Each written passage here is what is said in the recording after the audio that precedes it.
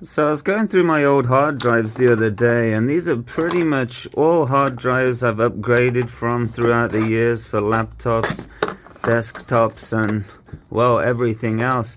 And they've just been sitting in a drawer because they have data on them, and if I sell them, how do I know the new owner won't have access to my data?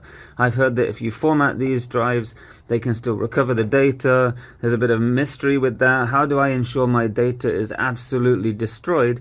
So maybe I can get some money back from some of these drives here.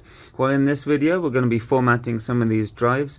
We're going to go through a data recovery process. I'm going to show you exactly what gets deleted when we format some of these drives, and also introduce some methods how you can ensure that everything is absolutely gone from the drive, so you can be safe that when you sell these drives, they're not going to get access to your data. So without further ado, let's get going. Okay, so we're on the computer now. Just so we're all on the same page here, I've plugged in 0.5 terabyte drive, which is this one here.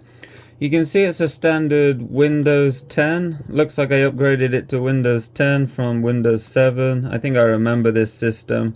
So if we go inside users, then the user, we can see all the documents, all the information. So it would be a very bad drive to sell in its current condition. So what I'm going to do now, I'm going to try and format the drive.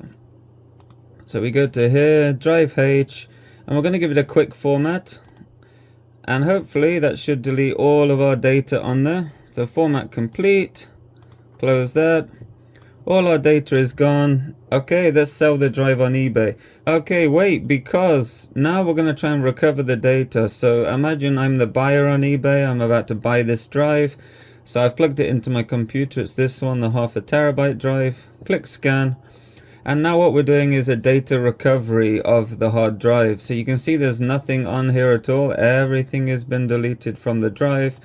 But anyone that is buying your drive potentially on eBay or in any other way, maybe they found it in the trash, you know, anything like that. You can see this has only been running, what, 20-30 seconds, and we've already recovered almost 8,000 files. And if we dig into here, we can see all different kinds of things here. So we've got some PNG files here, some images, icons, JPEGs, and we're going to see text documents, TXT files, doc files, movies. And if I leave this running for perhaps a few hours, we're pretty much going to recover everything on the drive. So that would be really bad. So let's dig into some of these pictures we've recovered here. So it looks like I've recovered some eBay listings. But imagine if these could be pictures of your passport, pictures of your family, and things like that. It wouldn't be good to sell. You might as well sort of hit it with a hammer, destroy it. Then you have peace of mind that no one's going to be digging through your files. Okay, so I left this running for 3 minutes. We've already recovered 42 gigabytes of data. It looks like we're going to pretty much recover almost everything on here. Passwords, pictures, movies, whatever other personal information you have. So you may say, well, why the hell when I format my drive, is my data still recoverable? This doesn't make sense. Well, imagine your hard drive is a filing cabinet. When we format the drive, the only thing we're removing is the labels on the drawers and the labels on the sort of indexes, the grouping sections. So we're removing the pointers to the data. We're not actually deleting the data. It's just marking those storage areas as safe to write over in the future. That's why this doesn't happen. So let's try something else. So for those eagle-eyed viewers of you, you may say, well, you didn't check the option when you formatted the drive. So if we go to format, there's actually a quick format option here. So let's uncheck this. Maybe this will delete the pointers, but also delete the data. It seems like a fair assumption to do, so let's do that. It will take a little bit longer to complete, but I don't mind waiting for peace of mind. One eternity later. Okay, so we've just done a full format there, so not a quick one this time. We're going to go back to the data recovery tools and see if we can recover anything from this drive. I imagine when we do a full format, we shouldn't be able to see our old data. I mean, it would kind of make sense, right? One eternity later. So you may be wondering, we did a quick format, we could see the data kind of as expected. Now I've offered an explanation, but why is it now we've not done a quick format, we can still see all of our data pretty much as we did before? Well, the difference between a quick format and a long format in Windows is that the long format checks for bad sectors. Now, this is actually on the Microsoft website. It's even on the Seagate website. To be honest, the formatting tools in Windows using the default formatting options are very bad in terms of it doesn't really specify how it works internally. So you could think you can do a normal format and then sell your hard drive. However, in reality, this is not what happens behind the scenes. It just does a quick check for bad sectors. So in the future, if something's marked as a bad sector, then data will not be written to that area, and then you will have less or no chance of losing your data because the hard drive marks this area as some space you should never use. But really, in terms of deleting our data, it doesn't really help us at all. So now the formatting options have kind of failed us in Windows. There's pretty much nothing that this is useful for other than quickly removing our data. Certainly not for selling it anyway, so we could say that's pretty much useless. We talked about the fact that a format actually removes the pointers to the data. So even though the drive is empty, our data is still here. There's just nothing pointing to it, so we can't actually see it. So how about this? We copy some data into this hard drive. I have a couple movies here, Home Alone 1 and Home Alone 2. Why don't we fill the entire hard drive until it's absolutely full with copies of Home Alone 1 and 2? Surely then the existing data will be overwritten. There's nothing pointing to it because we formatted it. So wouldn't that be the solution to our problem? Well, let's find out. Let's fill the drive up with data and go from there. One eternity later. Okay, so I've copied all the Home Alone movies on this drive. You can see it's absolutely full here. If I right click the drive and look at the properties, we can see there's 0 bytes free. So now all the pointers have been removed to the data. All the data has been overwritten. You can see it's absolutely full because when the drive got very limited on space, where there was just a few megabytes left, I created this folder and just filled it up with smaller files. That way I know there's no physical data left on the drive, not even 1 byte. So let's run the data recovery and see if we can find anything else on this drive other than Home Alone. Okay, so I'm going to format our Home Alone drive again, just a quick format, so everything's been removed. Let's go format. We know it doesn't really do much anyway. Okay, so our drive is empty. We've just had a quick format. Let's run the data recovery tools on the drive again and see if we can find anything other than Home Alone. One eternity later. Okay, so the data recovery is completed now on that whole drive. As expected, we're going to see all the references to Home Alone. You can see that's pretty much all that's in here. If we go over here, we can see the raw kind of data. MKV, that's the format the movie was in. So we can see Home Alone 1 there, Home Alone 2, nothing else really there. However, there's a couple folders here. There's a zip file. No idea what that zip file is. And a PNG file. Now, when we were copying the data onto the drive, we copied all the movies, and then I just filled it up with these random Home Alone EZI files and ABM files and EZW files. You can, scroll back in the video and see that. But why is there a PNG file here? There's absolutely no way. We filled this drive with Home Alone references. There was 0 bytes free. Where the heck is this PNG file coming from? And where the hell is this zip file coming from?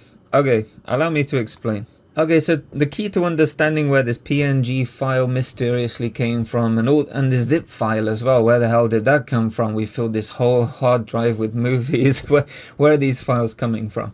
Now, these files are left over from the original data on the drive, but you may be thinking, how can this be? We formatted everything, we wrote over the data. Where the hell is this coming from?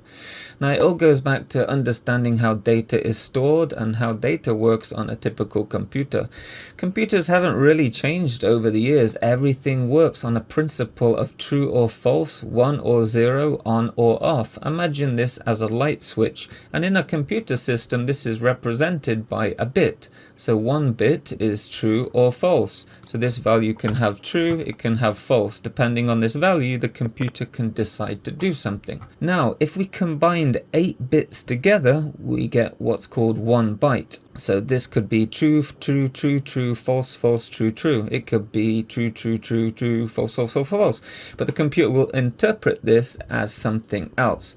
Now, the letter A on the keyboard, or the letter B, or the letter N, or M, or Y, for example, depending on the encoding, but I don't want to get into that, we'll use 1 byte of data, so 8 bits. So this single letter right here, this single A, will occupy 1 byte of data on your hard drive. If we look at something bigger, like this party emoji right here, this uses 4 bytes of data. So all of these boxes will have a true or a false flag, as that is just 1 bit, but all of those working together to interpret all of those as one single emoji. So you can think how many emojis you've ever used, how really complex computers are behind the scenes, and how big hard drives are actually when you really think about the internals of them.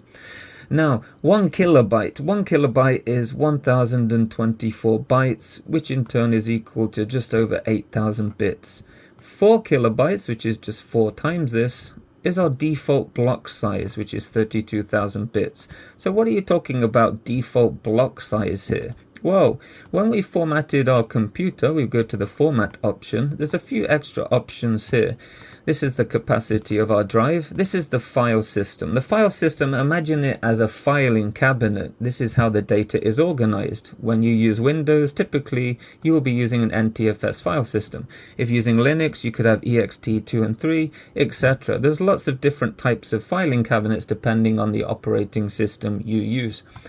And with this file system, there's an allocation unit size. That means if you have a piece of data on your computer, say a text file, and the text file contains just 1 letter, like the letter A, for example, this whole file will occupy 4 kilobytes of space. This is the minimum amount of data used for any piece of data on your computer. So even though the letter A is occupying 1 byte of data, obviously the file name will occupy more, and knowing it's a txt file will also occupy a bit more, but realistically it won't occupy this whole allocation unit size, which is 4 kilobytes. So internally what is happening in your hard drive here is, this is the letter inside the file. Imagine each one of these is actually 1 byte and not 1 bit. So 1 byte of data is the letter in the file. Maybe 1 byte of data is telling the computer it's a txt file, and maybe there's some other things we don't really know about. So even though our text file contains the letter A, there's a bunch of extra stuff telling the computer it's a txt file. We can open it this way, we should open it with Notepad, whatever it is. Let's just assume we don't know right now. But you can see there's a lot of unused information here. All of these are blank. Now with the NTFS file system, these aren't getting used, so they're just going to be pretty much blank forever. Now with different file systems, we can actually share block allocation size. We can give it a different block allocation size, but this is essentially how it works. Now when we format the drive, we're just marking these slots as writable. So the data is secretly there, it's hiding. But when we format it, we're just saying, okay, you can use this section here. But secretly, they're hiding underneath, just like that. Now, imagine we write over this space with our Home Alone movie, or let's say a different file. Maybe we're writing a smaller file, for example. So now, we're just writing the letter X, and that's it. So remember, secretly we have things hidden under these 3 blocks right here. But because we formatted the drive, we've told the computer, oh, we can use these slots now, it's available to use. Our new file only has 1 square being used. Remember, these files are still secretly hiding in these spaces, and they will never get overwritten because it's within 1 block, which is 4 kilobytes. Now remember, this section is 4 kilobytes. This is just an example here. Maybe that's a little confusing, but just imagine this is 4 kilobytes.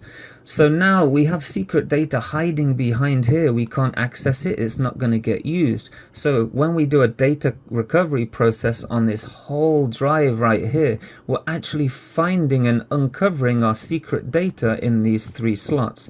And if you multiply that out over multiple blocks in the drive, you're going to start uncovering a lot of things. Maybe you can't recover the entire file because we've written over one of the blocks, but we can certainly recover the remaining 75% here, which was the type of file and whatever else we had in here. So this is the reason why data recovery programs can still recover data even though we've written over everything. So how do we prevent this? Well, there is another tool we can use. There are actually a lot of tools, but there is one within Windows we can utilize, which actually writes a single character. It could be X's, it could be zeros, it really doesn't matter. But we're going to be filling every single slot with a piece of data. So we're going bit by bit. So it's a bit by bit insertion into every single slot in every single block until the very end. And this process takes a very long time, but it does almost guarantee that our previous data will be written over. And if we sell the drive on eBay or give it to someone else, there's a high chance that they will not be able to recover the files. However, there are caveats with that, which we will find out momentarily. Okay, so let's take a look at a Windows utility, since we're using a Windows environment right now, where we can actually zero out the whole drive, or not really zero X, or whatever. We want to fill in every single bit on the hard drive, which is accessible, so we can try and delete everything on the entire drive. So we can do Windows key R, type CMD, and that will bring us a command window. We can type in Diskpart. So this is a cool little feature here. It's a black window time, I guess. So what we can type here is list disk. That will list all the hard drives on the system here. We know it's 0.5 terabyte, so it looks like this one here. So we're going to do select disk 3. So disk 3 is now the selected disk. You want to make sure you triple check this before you run any of these commands. You don't want to accidentally delete something which is important. So yeah, just a warning there. We're going to use the command clean all, and this is part of Diskpart. We're going to hit enter. It's going to take a very long time. It's not going to give you any progress, absolutely nothing. We're just going to sit here and wait. It's going to take a lot of hours. It will take an even longer time if your hard drive is quite big, but just be patient, minimize it, go to bed, go to sleep, and come back, and we're going to do a data recovery when this is finished. One eternity later. Okay, so Diskpart is finished now, so we can pretty much exit out of that. You'll notice the drive is now completely missing from my computer, so we're going to have to bring that back. We can do Windows key R, type in disk management MSC, and then all of our disks will pop up. It's telling us we need to initialize the disk, so that's the disk. We've just ran through that process. GPT OK. And now we're going to get our disk back. So here's our unallocated space. We're just going to do a new simple volume. Use all the space. Give it drive G, why not?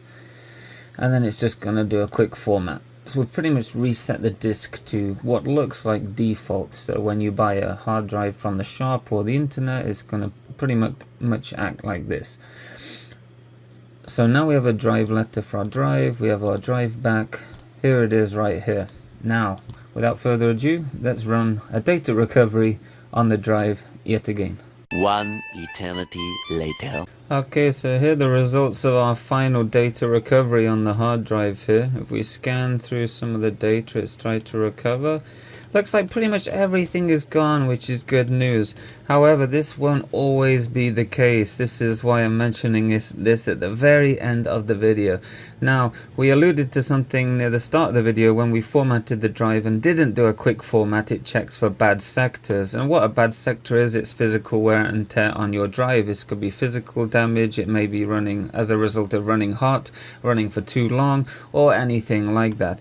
And what we can do is run what's called a smart scan of your hard drives, and this will tell you a lot of information about the drive. So this is the one we've been looking at here. So it's telling us all different things. It's telling us the health status, the temperature, how many sectors have been reallocated, the power on hours. It's a very good tool, and if selling a hard drive, it's a very good screenshot to include with it. It's telling the potential buyer that your hard drive is in pretty much good shape. It's called Crystal Disk Info. However, if we go to some hard drive with a warning like this one, you can see it has a higher amount of reallocated sectors. It's giving us a warning. Now, this is because when you have a bad sector or a sector that's, dying pretty much, then these sectors get reallocated. That means a hard drive will typically come with sectors which are not being used. In the case where a sector starts becoming bad, read times are slow, write times are slow, the firmware inside the hard drive will say, okay, this sector looks like it's dying. Let's take some sectors from our reserved space. This depends on the brand of hard drive, the firmware inside the hard drive, lots of different things. Then these sectors will get marked of don't use these sectors again, use these new ones. Therefore, the capacity of the drive stays the same. However, if you write some of your data, maybe you have a password for something or a picture, and this could have been in that reallocated space, and this gets reallocated to sectors which aren't going bad, then your data can still exist in these locations.